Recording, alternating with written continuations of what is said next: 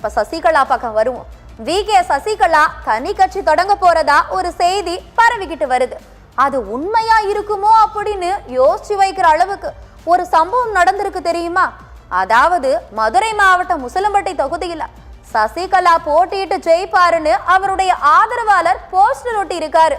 உசிலம்பட்டி, செக்கானூரணி, மதுரை மாநகர் பகுதிகளில் ஒட்டப்பட்டிருக்கிற இந்த போஸ்டர்கள்னால சசிகலா தேர்தல் ரேஸ்ல தனியா களமிறங்க போறாங்கன்னு தோணுது.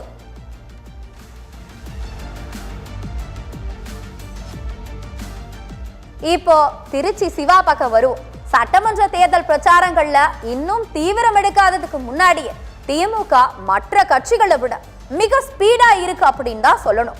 மதுரை அத்திப்பட்டியில நடந்த கூட்டத்துல பொய்யான வாக்குறுதிகளை சொல்லி ஓட் கேட்கிறவங்கள மக்கள் நம்ப வேண்டான்னு திருச்சி சிவா எம்பி பேசியிருக்காரு. திமுக ஆட்சிக்கு வந்தால் ஏதோ நாங்கெல்லாம் வளர்ந்திருப்போம் என்பதல்ல, இந்த கட்சி ஆட்சிக்கு வந்தால் நீங்கள் நலமாக எங்கள் ஆட்சி உங்களுக்காக. நம் தாய்மொழி தமிழை அகற்றிவிட்டு இந்தி வறுமையானால் அதை தடுத்து நிறுத்துகிற வீரர்கள் கூடாரமாக திராவிட நீ இந்தி படிக்காவிட்டால் உனக்கு பணம் இல்லை என்று டெல்லி மிரட்டினால் உன் மிரட்டலுக்கு அஞ்சுகிறவன் நான் இல்லை என்ற வீரன் எங்கள் தலைவர் தளபதி. 40 நிமிடம் பேசினேன் அல்லவா? இவ்வளவு குறைவாக பேசி எனக்கு பழக்கம் இல்லை. பேசினேன் அல்லவா? இதுவரை இவ்வளவு நேரம் வரை நான் யாராவது தரக்குறைவாக பேசினேனா?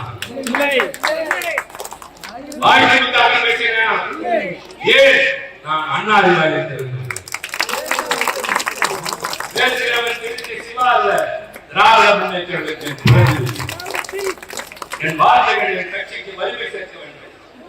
இன்னும் 10 இளைஞர்கள் எங்கள் படை வரிசையில் வந்து சிப்பாய்களாக சேர வேண்டும். தாய்மார்கள் எங்களுக்கு தருகிற ஆதரவை உறுதிப்படுத்த வேண்டும். பொய்யான வாக்குறுதிகளோடு சில பேர் புறப்பட்டு வருவார்கள். அவர்கள் எல்லாம் நம்பாமல் எங்களை காக்கிற கட்சி திமுக தான் என்று சொல்லி ஆதரவு தரப்போகிற நீங்கள் தான் என்ற அந்த காலத்துக்காக அடுத்தவர்கள் ஏற்றுவதற்கல்ல, கூற்றுவதற்கல்ல, அது எங்கள் வேலை. இந்த கட்சி, அதன் கொள்கைகள், எங்கள் தலைவர்கள், அவருடைய சாதனைகள், இந்த ஆட்சி செய்த நன்மைகள், இவற்றை தான் முன்னால் சொல்லியிருக்கிறேன்.